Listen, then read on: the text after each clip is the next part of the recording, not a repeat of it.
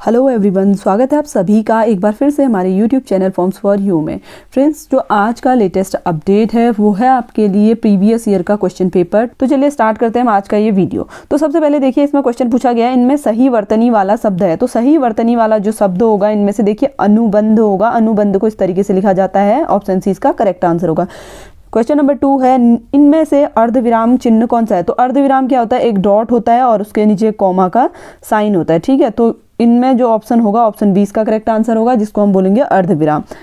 अगला क्वेश्चन है, सुंदर शब्द है। तो सुंदर कैसा शब्द है, अवयव है, विशेषण है, कारक है, संज्ञा है। तो सुंदर देखिए, सुंदरता किसी चीज की विशेषता को बता रहा है, सुंदर होना।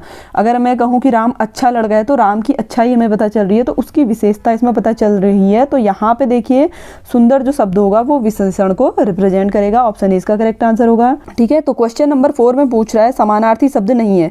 तो व्याघ्र, केहरी और मृगेंद्र तीनों ही समानार्थी शब्द हैं, यानी कि एक ही शब्द हैं। और व्याल की अगर हम बात करें तो ऑप्शन सी इसका आंसर होगा। व्याल क्या है, इसमें डिफरेंट वर्ड है।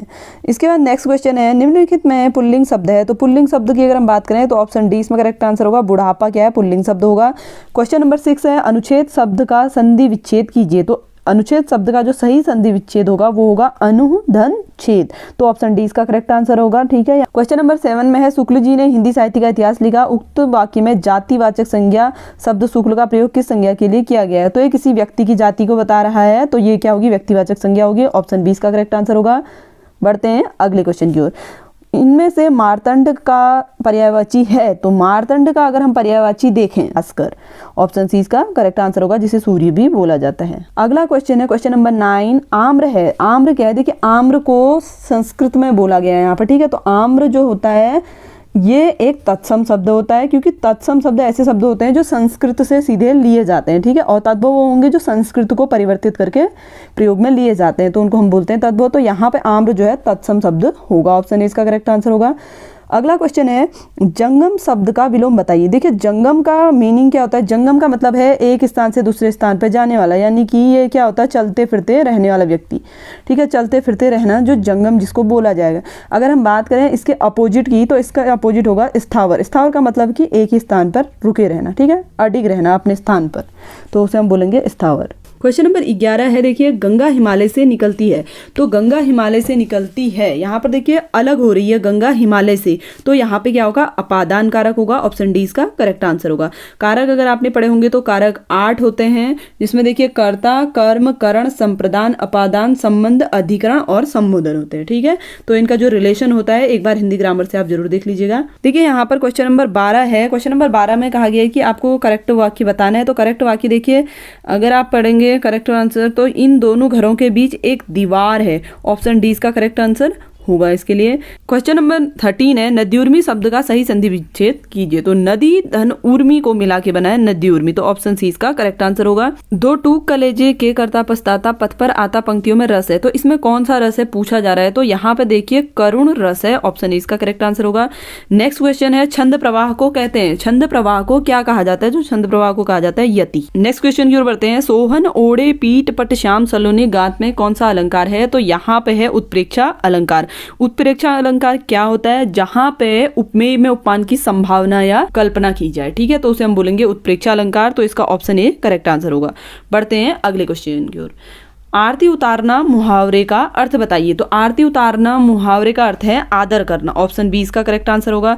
क्वेश्चन नंबर 18 है, आए थे हरिभजन को ओटन लगे कपास। तो इसमें करेक्ट जो मीनिंग है इसका आपको बताना है लोकोक्ति का। इसका मीनिंग है किसी बड़े कार्य की उपेक्षा कर किसी अन्य क्षुद्र कार्य में लग जाना। मतलब बड़े कार्य की तो आपने उपेक्षा करी लेकिन आपने उसको किया नहीं, आप किसी छोटे मोटे कार्य में लग गए, तो ऑप्शन सी इसका करेक्ट आंसर होगा। क्वेश्चन नंबर 19 है, पुरस्कार कहानी के रचनाकार कौन है। तो पुरस्कार जो कहानी है इसके राइटर है जयशंकर प्रसाद जी, ऑप्शन ए इसका करेक्ट आंसर होगा। नेक्स्ट क्वेश्चन है, महात्मा गांधी किस भाषा को भारत की राजभाषा बनाना चाहते थे। महात्मा गांधी जी कौन सी भाषा को भारत की राजभाषा बनाना चाहते थे, तो ऑप्शन बी यानी कि हिंदी को बनाना चाहते थे। बढ़ते हैं अगले क्वेश्चन की ओर। देखिए क्वेश्चन नंबर 21 से आपसे साइंस के क्वेश्चन पूछे गए हैं। हिंदी इंग्लिश दोनों ही लैंग्वेज में यहाँ पर क्वेश्चन पूछे जाते हैं, तो आपके लिए जो भी लैंग्वेज सुविधाजनक हो आप उसमें दे सकते हैं इसके आंसर।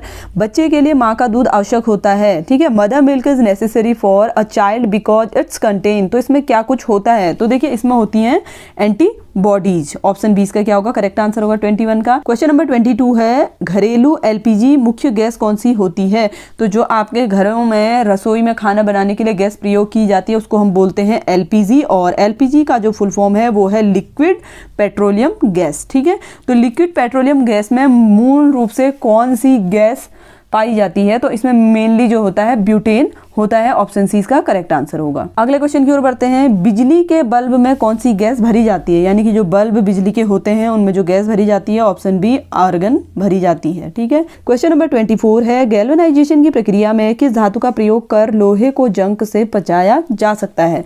तो देखिए गैल्वेनाइजेशन की जो प्रोसेस है उसमें क्या होता है, लोहे को जंग से बचाने के लिए उसमें जस्त धातु का प्रयोग किया जाता है। ऑप्शन ए इसका करेक्ट आंसर होगा, जिंक का प्रयोग किया जाता है। क्वेश्चन नंबर 25 है रीजनिंग से जुड़ा हुआ। तो देखिए यहाँ पर आपको सीरीज कंप्लीट करनी है 11, 16, 26, 46। नेक्स्ट सीरीज आपकी क्या आएगी?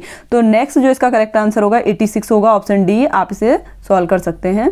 देखिए यहाँ पे दिया हुआ है क्वेश्चन नंबर 26 भी रीजनिंग का है। टैलेंट को आप क्या लिख सकते हैं? लेटेंट लिखा जाए तो एक्सोटिक को क्या लिखा जाएगा? तो आप देखिए टैलेंट को अगर हम लिखें, ठीक है, टैलेंट को अगर हम लिख देते हैं, इसको इसने लिखा है LATENT।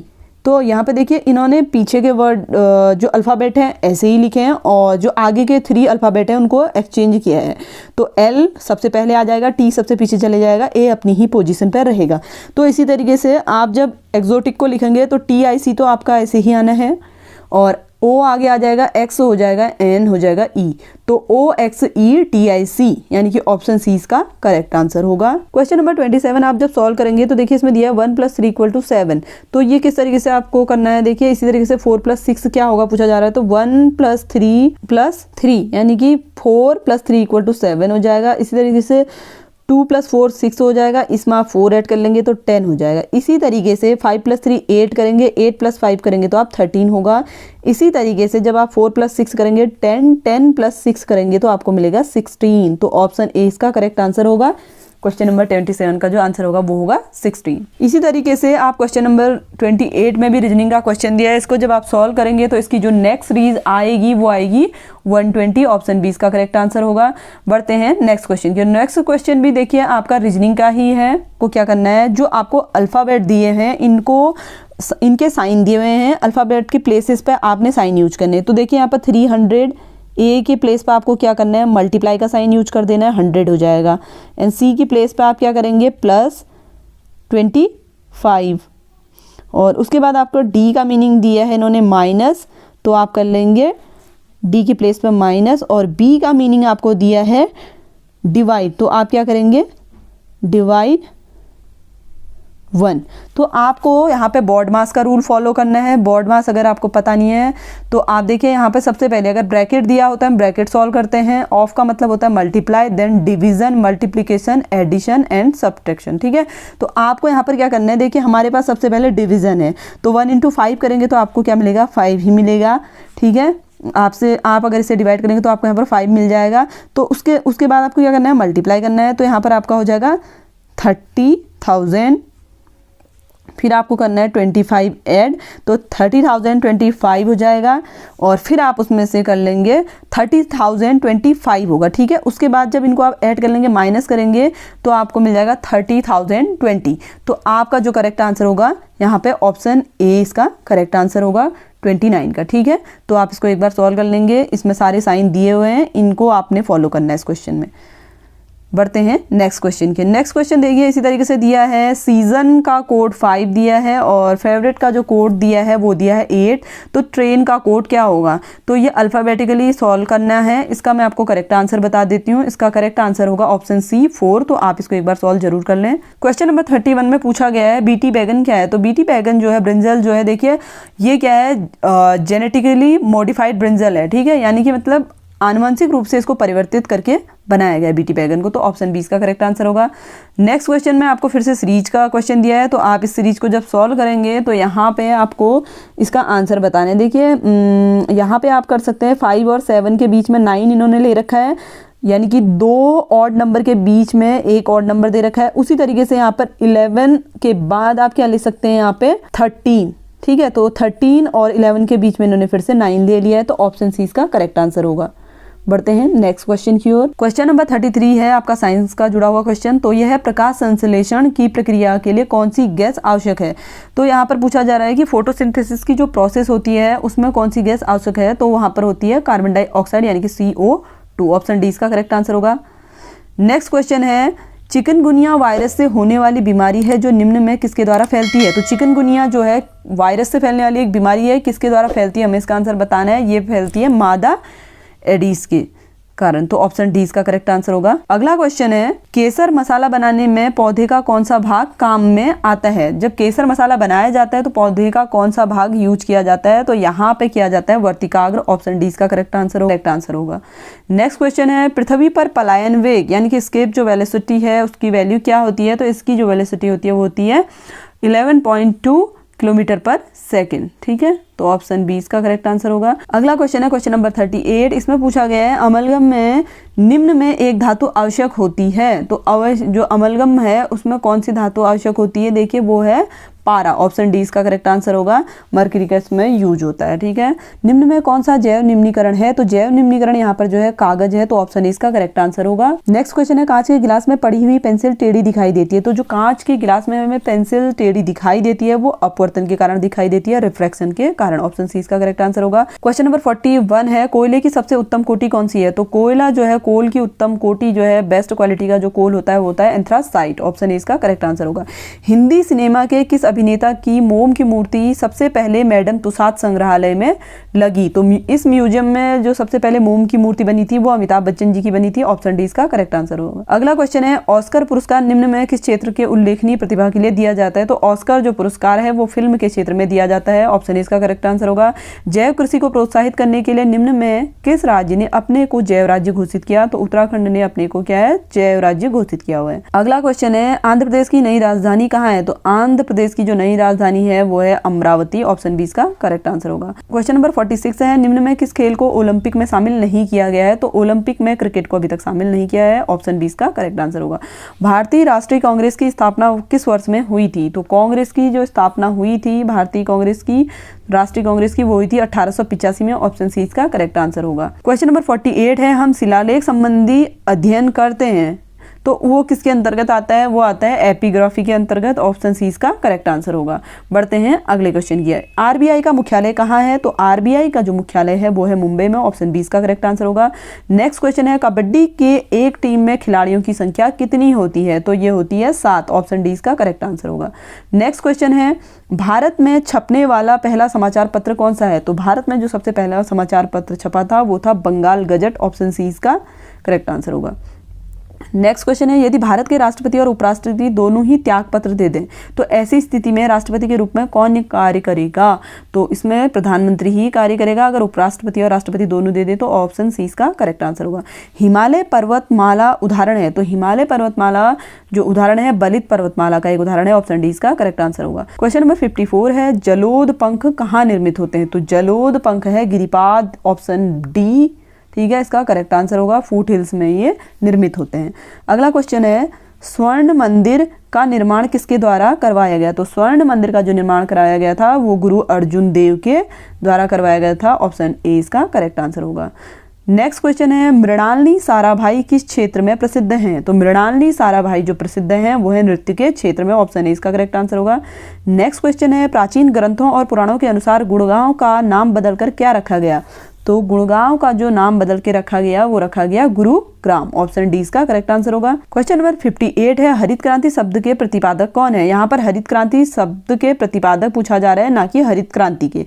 तो हरित क्रांति जो शब्द के प्रतिपादक हैं वो है विलियम गॉड। ठीक है, ऑप्शन सी इसका करेक्ट आंसर होगा। क्वेश्चन नंबर 59 है हाल ही में विस्तार के बाद फिर खोली गई पनामा नहर किन दो महासागरों को जोड़ती है। प्रशांत महासागर और अटलांटिक महासागर को जोड़ती है। ऑप्शन सी इसका करेक्ट आंसर होगा। बढ़ते हैं अगले क्वेश्चन की ओर। रूपकुंड ताल कहाँ स्थित है। तो रूपकुंड ताल जो है चमोली में स्थित है। ऑप्शन बी इसका करेक्ट आंसर होगा।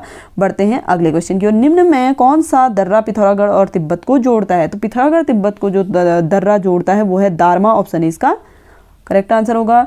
अगला क्वेश्चन है उत्तराखंड राज्य में राजस्व का सबसे बड़ा कर स्रोत क्या है। तो उत्तराखंड में देखिए राजस्व का जो स्रोत है सबसे बड़ा वो है वाणिज्य कर। ऑप्शन बी इसका करेक्ट आंसर होगा।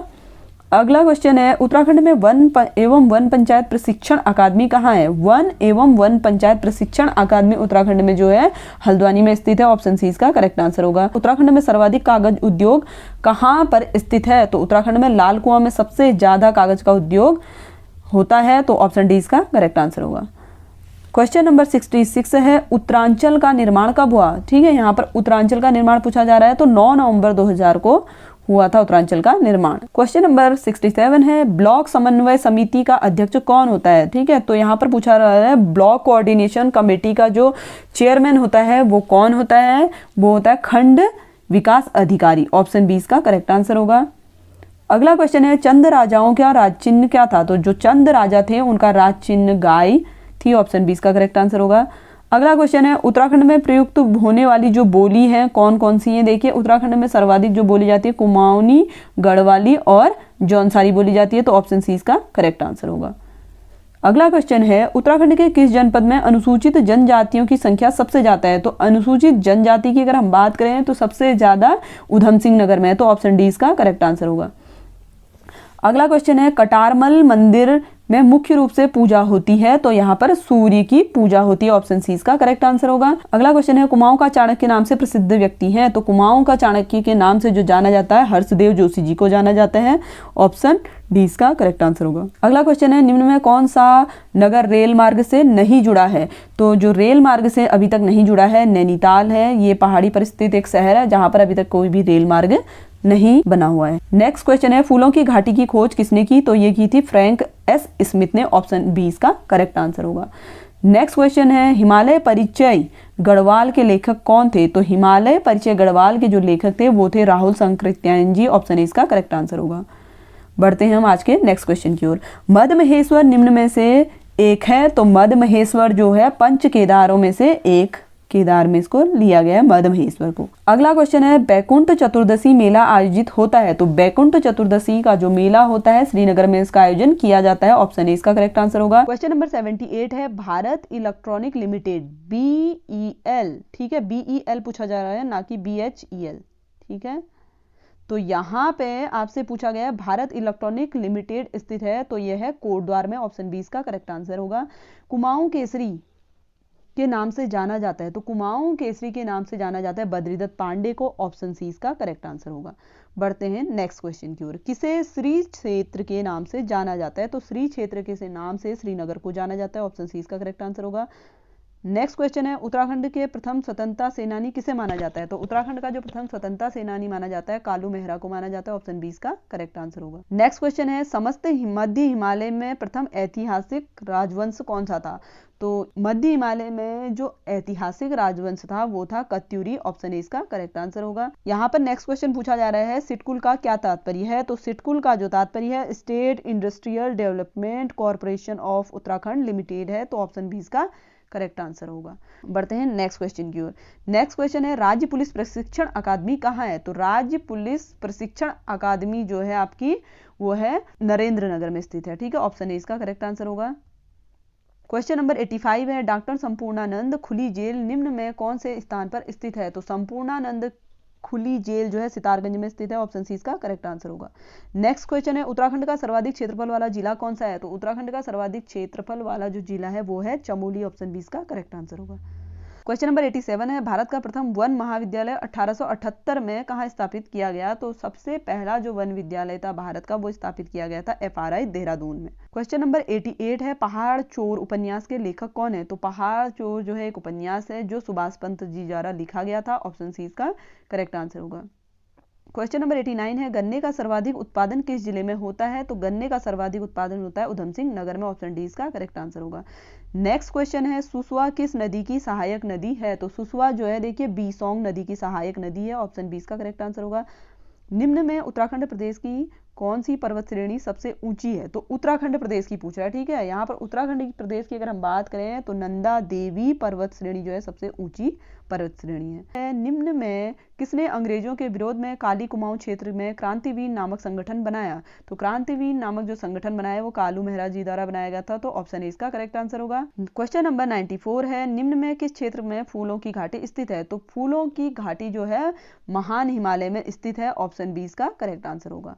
नेक्स्ट क्वेश्चन है, ऋषिकेश बद्रीनाथ मार्ग पर स्थित कोडियाला किस खेल हेतु प्रसिद्ध है? ठीक है, कोडियाला जो प्रसिद्ध है वो है रिवर राफ्टिंग के लिए। ऑप्शन ए इसका करेक्ट आंसर होगा।